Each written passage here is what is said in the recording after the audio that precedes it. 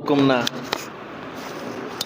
ಸನ್ಮಾನ್ಯ ಕಾರ್ಯದರ್ಶಿಗಳು ಹಾಗೂ ತಾಲೂಕು ದಂಡಾಧಿಕಾರಿಗಳು ಮತ್ತೋರ್ವ ಮಾನ್ಯ ಬಗರುಕುಂ ಸದಸ್ಯರು ಆಸ್ ಎ ಅಧ್ಯಕ್ಷರಾಗಿ ಇವತ್ತು ಎರಡನೇ ಮೀಟಿಂಗನ್ನು ನಾವು ಕೈಗೆತ್ತಿಕೊಂಡಿದ್ದೀವಿ. ಎರಡನೇ ಮೀಟಿಂಗಲ್ಲಿ ಸಾಕಷ್ಟು ತೀರ್ಮಾನಗಳನ್ನು ನಾವು ಮಾಡಿದ್ದೀವಿ. ಏನು ಕಳೆದ ವರ್ಷಗಳಲ್ಲಿ ಆಗಿರ್ತಕ್ಕಂಥ ಕೆಲವು ನಮ್ಮ ಕೆಲವು ಫೈಲ್ಸ್ನ ನಾವು ಮನವಿ ಮಾಡ್ಕೊಂಡಿದ್ದೀವಿ. ತಹಸೀಲ್ದಾರ್ ಮುಖಾಂತರವಾಗಿ ಮನವಿ ಮಾಡ್ಕೊಂಡಿದ್ದೀವಿ. ಯಾವ ಮಾನದಂಡದಿಂದ ಫೈಲ್ಗಳನ್ನು ಕ್ಲಿಯರ್ ಮಾಡಿದ್ದೀರಿ, ಸಾವಿರಾರು ಜನ ಇರ್ತಕ್ಕಂಥ ಮುಳಬಾಗಿಲು ತಾಲೂಕಲ್ಲಿ ಸಾಗುವಳಿ ಬಿಟ್ಟು ಕೆಲವು ವ್ಯಕ್ತಿಗಳಿಗೆ ಹೇಗೆ ಅಲಾಟ್ಮೆಂಟ್ ಮಾಡಿದ್ದೀರಿ ಅನ್ನೋದನ್ನು ಪ್ರಶ್ನೆ ಮುಖಾಂತರವಾಗಿ ಅಧಿಕೃತವಾಗಿ ತಾವೆಲ್ಲ ಒಪ್ಕೊಂಡು ಇದನ್ನು ರೀಪರಿಶೀಲನೆ ಮಾಡಲಿಕ್ಕೆ ನಾವು DC ಅವರಿಗೆ ಮನವಿ ಮಾಡಿ ಸೂಚಿಸಲಾಗಿದೆ ನಮ್ಮ ಅಜೆಂಡಾದಲ್ಲಿ. ಎರಡನೇ ವಿಚಾರಕ್ಕೆ ಬಂದಾಗ ಈಗೇನು ಹೊಸದಾಗಿ ಮಾಡ್ತಕ್ಕಂಥ ಬಗರುಕುಂನ ಕೆಲವು ಫೈಲ್ಗಳನ್ನು ಕೆಲವು ರೈತರನ್ನು ಯಾವ ಮಾನದಂಡದ ಮೇಲೆ ಆಧಾರ ಮಾಡಬೇಕು ಅನ್ನೋದನ್ನು ಸೂಚಿಸಲಾಗಿದೆ. 50-53 ಏನು ಕಾಯ್ದೆ ಪ್ರಕಾರವಾಗಿ ಯಾರು ಅಪ್ಲಿಕೇಶನ್ ಹಾಕೊಂಡಿದ್ದಾರೆ 57ಗೆ ಹೋಗಬೇಕು ಅನ್ನೋದನ್ನು ನಾವು ಸಭೆ ತೀರ್ಮಾನಿಸಿದ್ದೀವಿ. ಇದರಿಂದ ಎಲ್ಲ VAಗಳನ್ನ ಮತ್ತು RIಗಳನ್ನ ಮೀಟಿಂಗ್ ಕರೆದು ಏನು 50 ಮತ್ತು 53ಯಲ್ಲಿ ಕಾಯ್ದೆ ಅಡಿಯಲ್ಲಿ ಏನು ಅರ್ಜಿಗಳು ಹಾಕ್ಕೊಂಡಿದ್ದಾರೆ 1987ರಿಂದ ಯಾರು ಪೊಸಿಷನ್ಲಿದ್ದಾರೆ ಸೊ ಅವರಿಗೆ ಮೊದಲ ಹಂತದಲ್ಲಿ ಫೈಲ್ನ ಕೊಟ್ಟು ಎಲ್ಲರೂ ಪ್ರತಿಯೊಂದು ತಂಡ ಕೂಡ ನಾವು ಸ್ಪಾಟ್ಗೆ ಹೋಗಿ ಸ್ಪಾಟ್ನ ಮಾಜರ್ ಮಾಡಿ ತದನಂತರ ಫೈಲ್ ಬಂದು ಕ್ಲಿಯರ್ ಮಾಡಬೇಕು ಅನ್ನೋದು ಸಭೆ ತೀರ್ಮಾನಿಸಲಾಗಿದೆ. ಸೊ ಅದರಿಂದ ಈಗ ನಮಗೆ ಬಂದಿರತಕ್ಕಂಥ ಸವಾಲುಗಳು ಅಂತಂದರೆ ಮುಳಬಾಗಿಲು ತಾಲೂಕಲ್ಲಿ ಸವಾಲುಗಳು ಅಂತಂದರೆ ಸಾಕಷ್ಟು ಜನ ಮೊನ್ನೆ ಕೂಡ ಟೀಕೆ ಮಾಡಿದ್ದಾರೆ ಫೇಸ್ಬುಕ್ಕಲ್ಲಿ. ಏನಂತಂದರೆ ಸಮೃದ್ಧಿ ಮಂಜುನಾಥ್ ಹೆಣ್ಮಕ್ಳು ಹಾಕೊಂಡು ಏನು ಮಾಡ್ತಾರೆ ಅನ್ನೋದು ಪ್ರಶ್ನೆ ಮಾಡಿದ್ದಾರೆ. ಅದರಿಂದ ನಿನ್ನೆ ಕೂಡ ಸಿಂಧೂರಿನ ಅಟ್ಯಾಕ್ ಮಾಡಿದ ಹೆಣ್ಮಕ್ಳು ಅಂತ ನಾನು ಇದರಲ್ಲಿ ಹೇಳೋಕ್ಕೆ ಇಷ್ಟಪಡ್ತೀನಿ. ಸೊ ಅದರಿಂದ ಯಾವ ವ್ಯಕ್ತಿ ಪ್ರಶ್ನೆ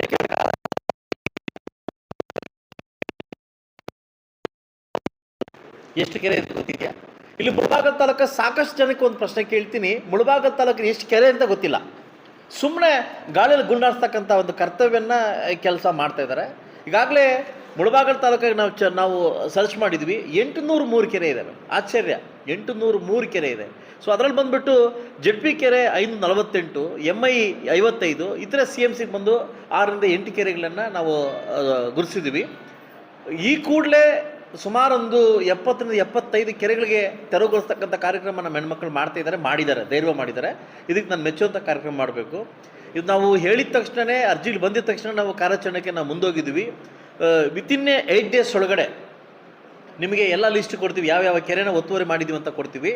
ಸೊ ನಾಳೆಯಿಂದ ನಾನು ಮತ್ತು ತಹಸೀಲ್ದಾರು ಮತ್ತು ನಮ್ಮ CMC ಅಧ್ಯಕ್ಷರು, ಮುನ್ಸಿಪಾಲಿಟಿ ಕಮಿಷನರು, ADLರು ಮತ್ತು ಪೊಲೀಸರು ಈ ಮುಳಬಾಗಿಲು ತಾಲೂಕಲ್ಲಿ ಸುತ್ತಮುತ್ತಿರ್ತಕ್ಕಂಥ ಕೆರೆಗಳು ಒತ್ತುವರಿ ಆಗಿರ್ತಕ್ಕಂಥ ಏನು ನಮಗೆ ಮಾಹಿತಿ ಬಂದಿದೆ, ನಾಳೆ ಇಂಡ್ಲಿಕೆರೆಗೆ ಭೇಟಿ ಮಾಡ್ತಾ ಇದ್ದೀವಿ ವಿತ್ ಟೀಮ್ ಮುಖಾಂತರವಾಗಿ. ಎಲ್ಲ ಕೆರೆಗಳನ್ನು ಸುತ್ತಮುತ್ತಿರ್ತಕ್ಕಂಥ ಎಲ್ಲ ಕೆರೆಗಳನ್ನು ಒತ್ತುವರಿ ಮಾಡ್ತಕ್ಕಂಥದ್ದು ಹಾಗೂ ರಾಜಕಾಲುವೆಗಳನ್ನು ತೆರವುಗೊಳಿಸ್ತಕ್ಕಂಥ ಕಾರ್ಯಕ್ರಮ ನಾವು ಒತ್ಕೊಂಡಿದ್ವಿ.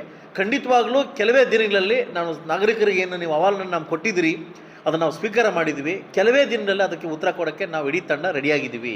ಸೊ ಅದರಿಂದ ಫಸ್ಟ್ ಮುಳಬಾಗಿಲಿರ್ತಕ್ಕಂಥ 6-8 ಕೆರೆಗಳನ್ನು ಅದನ್ನು ಉಳಿವಿಗಾಗಿ ಅದನ್ನು ಅಭಿವೃದ್ಧಿಗಾಗಿ ನಾವು ಕೆಲಸ ಮಾಡಲಿಕ್ಕೆ ಸಿದ್ಧವಾಗಿದ್ವಿ. ನಾಳೆನೇ ಇಂಡ್ಲಿಕೆರೆ ಅದು ಮಾಡಿದ್ವಿ. ಮತ್ತು ಇಂಡ್ಲಿಕೆರೆ ಬಗ್ಗೆ ಒಂದು ಮಾಹಿತಿ ಏನು ಸಾಕಷ್ಟು ಜನ ಹೆಣ್ಮಕ್ಳು ನಂಗೆ ದೂರು ಕೊಟ್ಟಿದ್ದೀರಿ, ನಾವು ನಮ್ಮ ಕೈಲಿ ಆಗ್ತಾಯಿಲ್ಲ, ಮೂಗು ಮುಚ್ಕೊಂಡು ಹೋಗ್ತಾ ಇದ್ದೀವಿ, ನಮ್ಮ ಕೈಲಿ ಆಗ್ತಾಯಿಲ್ಲ ಅಂತ.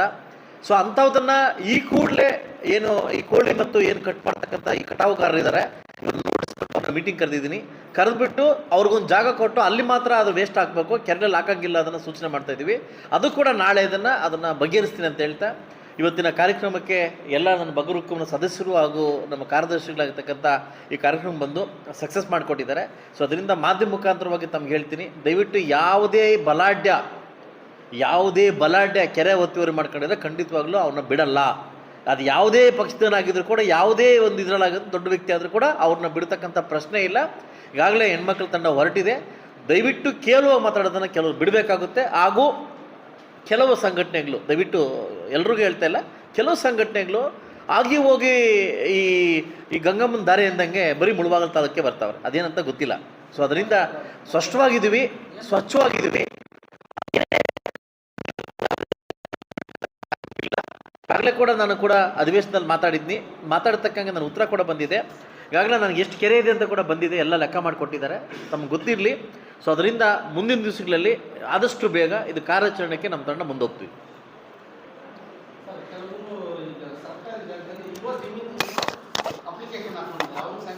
ಯಾವುದೇ ಕಾರಣಕ್ಕೂ ನಮ್ಮ ಪಿರಿಯಡಲ್ಲಿ ಅದು ಮಾಡಲಿಕ್ಕೆ ಸಾಧ್ಯ ಇಲ್ಲ.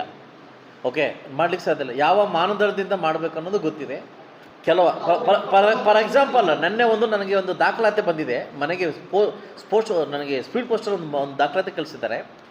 ಅನ್ನೋನ್ ಪರ್ಸನ್, ಹೆಸರು ಹಾಕಿಲ್ಲ, ನನ್ನ ಮನೆಗೆ ಕಳಿಸಿದ್ದಾರೆ. ಏನಂತ ಕಳಿಸಿದ್ದಾರೆ?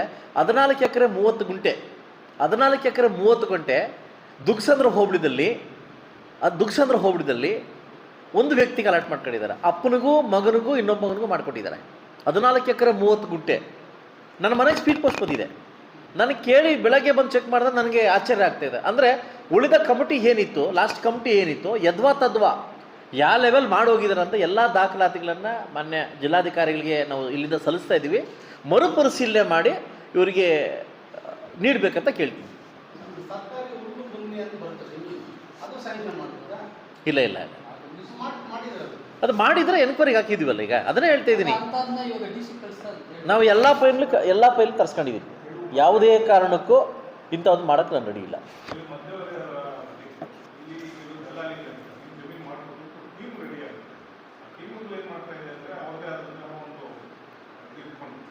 ಅಲ್ಲ, ಅದಕ್ಕಿಂತ ಮುಂದೆ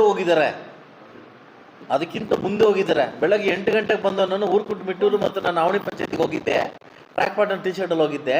ಕೆಲ ರೈತರನ್ನ ಸ್ಪಾಟ್ಗೆ ಹೋಗಿದ್ದೆ. ಸ್ಪಾಟ್ಗೆ ಹೇಳ್ತಾರೆ, ಆ ರೈತ ಒಬ್ಬ ಹೇಳಿದ ಹೆಸರು ಹೇಳೋದು ಬೇಡ, ಸ್ವಾಮಿ ನೀ ಕೊಚ್ಚಿಲ್ಲ ದುಡ್ಡು ಅಂತ ಹೇಳ್ತಾವ್ರೆ.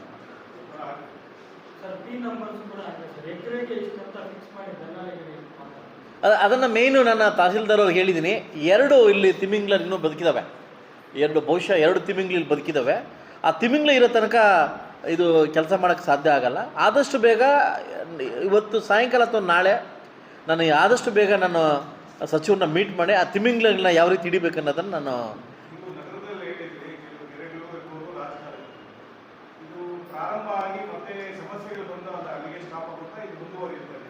ಅದು ಉತ್ತರ ತಾವು ಕೊಡಬೇಕಾಗುತ್ತೆ. ಅಲ್ಲ ಶಾಸಕರಿಗೆ ಮುಟ್ಟಿರ್ತಕ್ಕಂಥ ಕೆಲಸ ಯಾವುದು ನಿಂತಿದೆಯಾ ಅನ್ನೋದನ್ನು ನೀವು ಕೊಡಬೇಕಾಗುತ್ತೆ.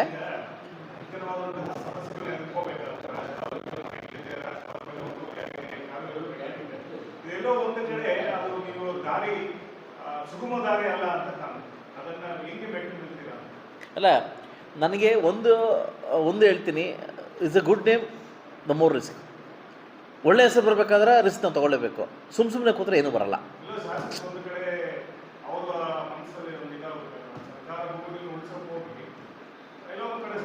ಈಗಾಗಲೇ ನನ್ನ ಬಗ್ಗೆ ಆಪಾದನೆ ಬಂದಿದೆ.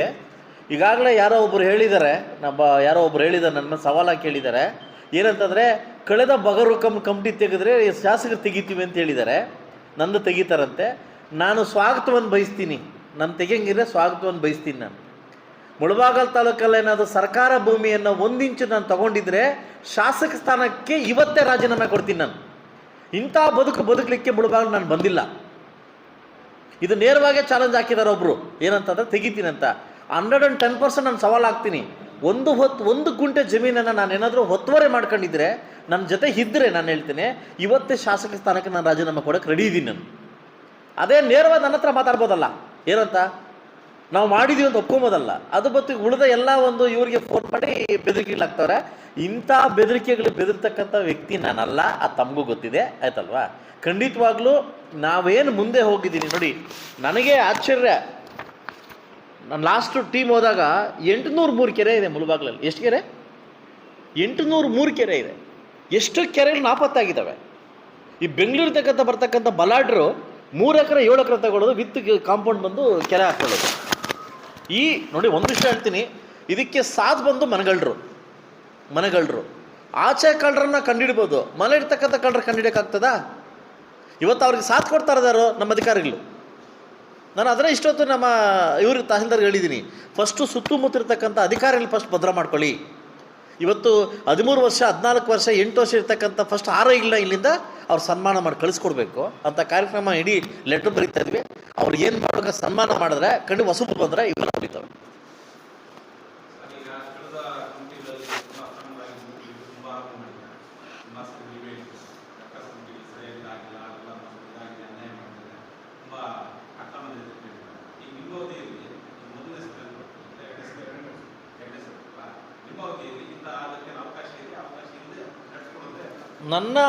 ನಮ್ಮ ಅವಧಿಯಲ್ಲಿ ಇದಕ್ಕೆ ಅವಕಾಶ ಇದ್ದಿದ್ದರೆ ಇವತ್ತೇ 168 ಫೈಲ್ ಕ್ಲಿಯರ್ ಮಾಡ್ತಿದ್ದೆ.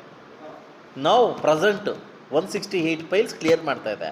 ಅದಕ್ಕೆ 3 ಸ್ಟೆಪ್ ಹಾಕ್ಕೊಂಡಿದ್ದೀವಿ. ಯಾಕಂದರೆ ಎಲ್ಲ ಒಂದು ಸ್ಪಾಟ್ಗೂ ನಾವು ಹೋಗಬೇಕು, ಎಲ್ಲ ಸ್ಪಾಟ್ಗೆ ಹೋಗಬೇಕು. ಅವ್ನು ನಿಜವಾದ ರೈತನ 87ರಿಂದ ಇದಾನ ಸುತ್ತಮುತ್ತ ಎಲ್ಲ ಎನ್ಕ್ವೈರಿ ಮಾಡಿ ಅವನಿಗೆ ಸ್ಪಾಟಲ್ಲಿ ಮಾಡ್ಬೇಕಂತ ಅಂದ್ಕೊಂಡಿದ್ವಿ. ಬೈ ಚಾನ್ಸ್ ನಿಮ್ಮ ಪ್ರಕಾರವಾಗಿ ಮಾಡೋಂಗಿದ್ರೆ ಇವತ್ತಿಗೊಂದು 300 ಫೈಲ್ ಮಾಡಿಬಿಡ್ತೀವಿ. ಮಾಡೋ ಅವಕಾಶ ಇದೆ. ಟರ್ಮ್ ಕೋಡ್ ಕ್ಲಿಯರ್ ಮಾಡಿಬಿಡ್ತಾಯಿದ್ರು. ಬಟ್ ಹಂಗೆ ಮಾಡೋದು ಬೇಡ. ಖಂಡಿತವಾಗ್ಲೂ ನಾನು ಮಾಡಿ ಯಾರೋ ಉಳುವೋರ ಭೂಮಿ, ಯಾರು ನಿಜವಾದ ರೈತನಿಗೆ ಭೂಮಿ ಇಲ್ಲ ಅವ್ನಿಗೆ ಹೋಗ್ಬೇಕು ಅನ್ನೋದು ನನ್ನ ಧರ್ಮ.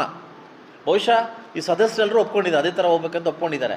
ಇಲ್ಲಿ ಯಾರೋ ಆತರ್ಗೇಟ್ ಓಡಬೇಕಂತ ಸದಸ್ಯರು ಯಾರೂ ಇಲ್ಲ. ಬಹುಶಃ ಅದು ಓಡಂಗಿದ್ರೆ ಅವ್ರು ಓಡ್ಬೋದು, ನಾನು ನೋಡೋಲ್ಲ.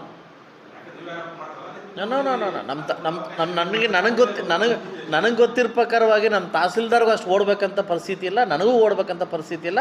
ಮೆಂಬರ್ಸ್ ಹೇಳಿದ್ದಾರೆ, ನೀವು ಹೆಂಗೆ ಹೇಳ್ರೆ ಹಂಗೆ ಕೇಳ್ತೀವಿ ಅಂತ ಹೇಳಿದರೆ ಖಂಡಿತವಾಗ್ಲೂ ನಾವು ಜನದ ಪರ ಜನ ಕೆಲಸ ಮಾಡೋಕ್ಕೆ ಹೊರಟಿದ್ವಿ. ನಾವು ಇಂಥ ಅನ್ಯಾಯ ಮಾಡೋಕ್ಕೆ ಹೊರಟಿಲ್ಲ. ಖಂಡಿತ ಬಹುಶಃ ನಾನು ಏನಾದರೂ ಮಾಡಿದರೆ ನನ್ನ ಬಗ್ಗೆ ಎನ್ಕ್ವೈರಿ ಆಗಲಿ ಅಂತ ಕೇಳ್ತೀನಿ. ಇವಾಗ ಏನು ಮಾಡೋಗ್ತೀನಿ, ನಾಳೆ ಹೊತ್ಕೊಬೇಕಲ್ಲ, ನಾಳೆ ಯಾರೋ ಇನ್ನೊಬ್ರು ಬಂದ ನನ್ನ ಬಗ್ಗೆ ಕೇಳಬೇಕಲ್ಲ, ನಾನು ಬಿಟ್ಟು ಹೋಗ್ತೀನಿ. ಕೇಳ್ಬೋದು, ಕೇಳ್ತೀನಿ.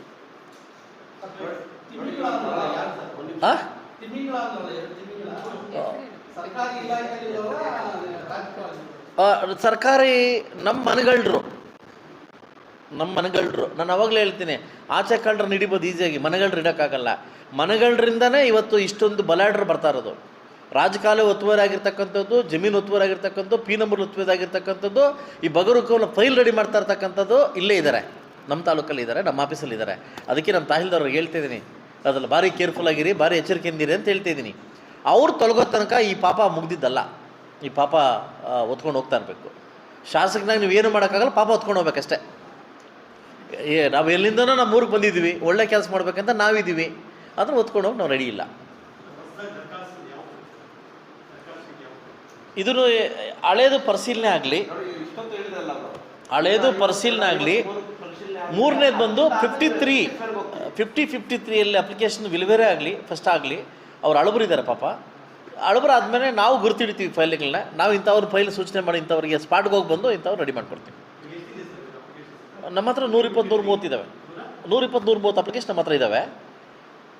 ನಾವೆಲ್ಲ ಇದನ್ನು ಎನ್ಕ್ವೈರಿ ಮಾಡೋದು ನಾನು ಮಾಡೋಕ್ಕಾಗಲ್ಲ.